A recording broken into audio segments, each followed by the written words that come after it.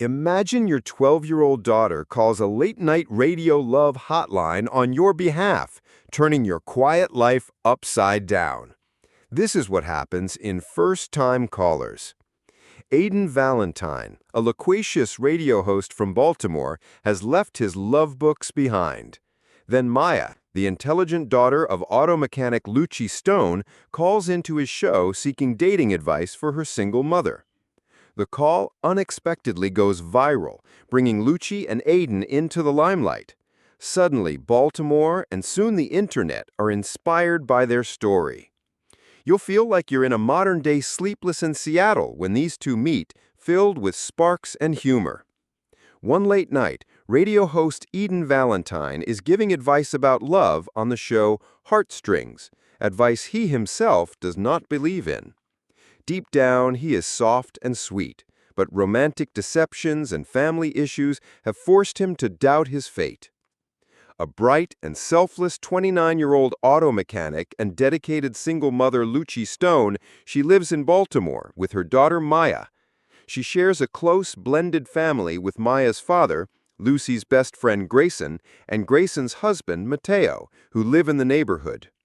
Although Lucie loves her comfortable life, she has started to wonder if there is a lack of romance in her life.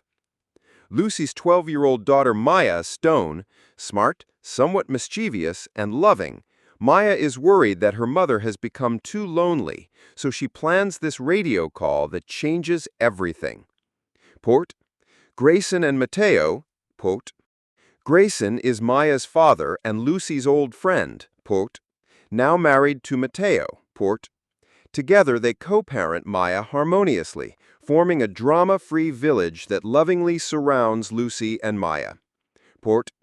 Patty, quote, the Stones' warm-hearted neighbor and friend, quote. Each character's voice and quirks come through vividly. The novel even sneakily uses real Baltimore details, like the Duck Duck Goose Bistro and the famed Peabody Bench, nicknamed Brooks Robinson, to ground the story in place and pay homage to Sleepless in Seattle. Our story begins on Heartstrings, which is Aiden's late-night radio love advice radio show. Aiden is exhausted and frustrated. The calls he receives, like the stories of unfaithful fiancés, have worn him out. Then Maya calls in. On air, she asks Aiden for a date for her mom, Lucie, cheerfully saying, my mom hasn't met anyone in blank time. Lucie, who is listening, feels embarrassed that Maya has made her personal life public. But this moment is warm and genuine. Aiden sympathizes with Lucie's loneliness, and Lucie, though embarrassed, looks into Aiden's kind eyes behind the microphone. This spontaneous radio exchange is charmingly weird and goes viral instantly. On social media, people support the girl who wants to take her mom on a date, just like a real-life stunt when Detroit radio show Matching Mating made a fiancé confess to being cheated live.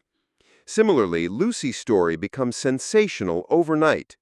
Now everyone in Baltimore and beyond is interested in her love life. Even the producers of Heartstrings can smell the scent of fame. They call Lucie into the studio to clarify her position, and Aiden is tasked with conducting their live interview. When Lucie steps into the studio booth, she meets Aiden face-to-face for the first time. She is charming and affectionate, while he is playful and subtly sarcastic.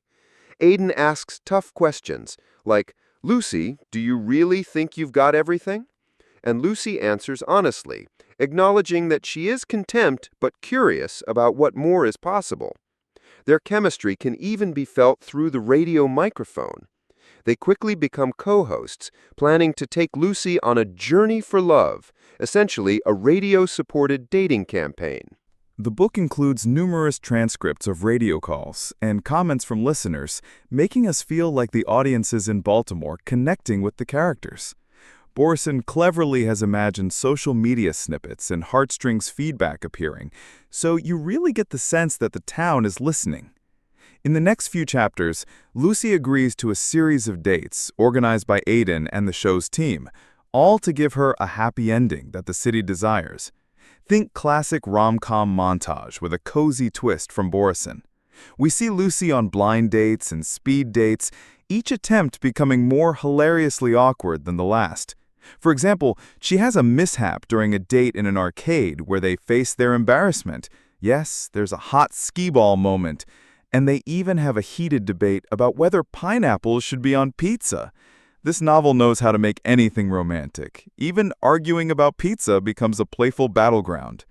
Lucie's positive attitude and humor keep these scenes light and laugh out loud. Meanwhile, as Lucie tries dating strangers, she and Aiden spend more off-air time together, discussing their favorite movies, favorite foods, and, little by little, their fears. These scenes promote their friendship.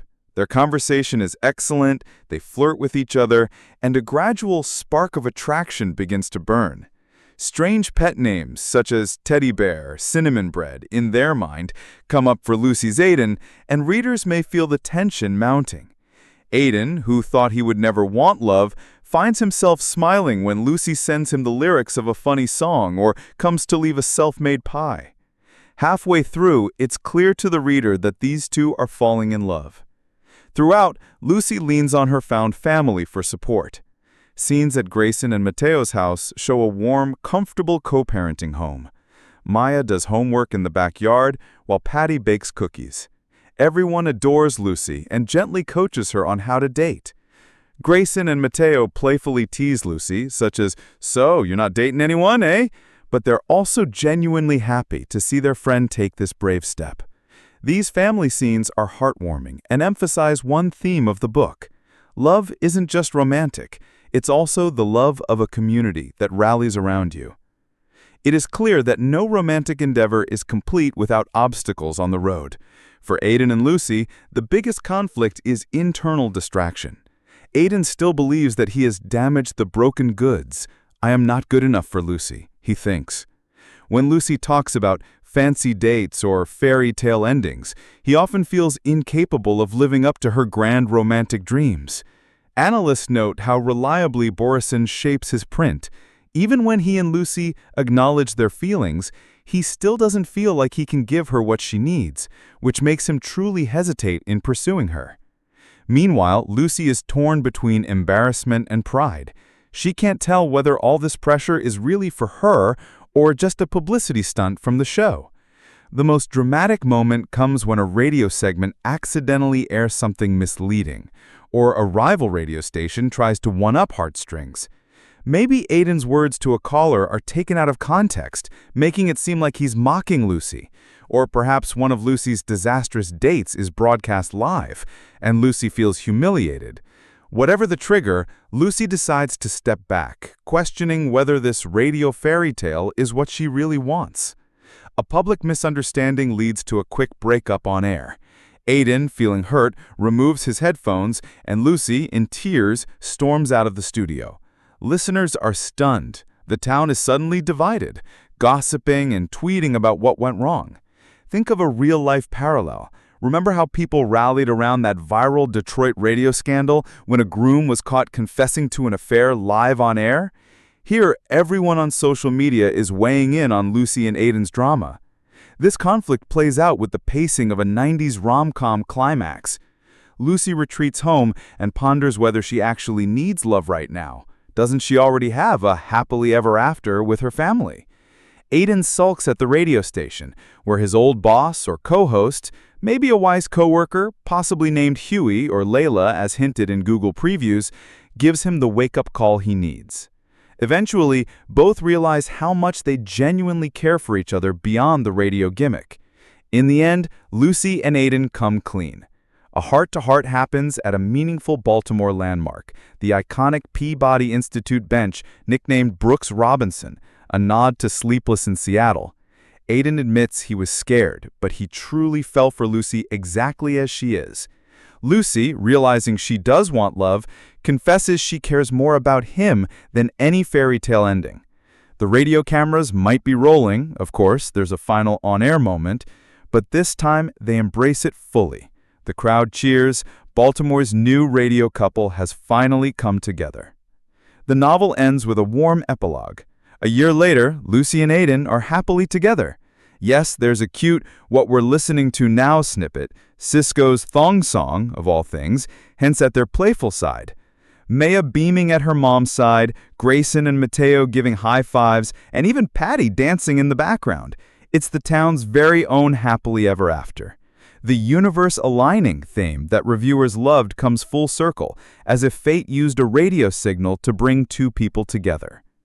A major theme is that love comes in many forms. Lucie's found family, Grayson, Mateo, and Patty, shows how community and chosen family can fulfill you just as much as romance. The book taps into real discussions about how society views single motherhood. Lucie's story mirrors the challenges many single parents face. Her embarrassment, pride, and desire for happiness are relatable. At the same time, Borison explores how modern media and public opinion can impact personal lives. Lucie's romance unfolds partly in public, radio, and online, reflecting how we live today.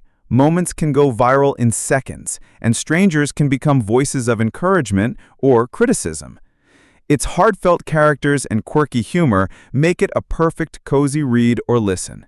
So the next time someone asks who can help you with your love life, just remember, sometimes destiny picks up the phone.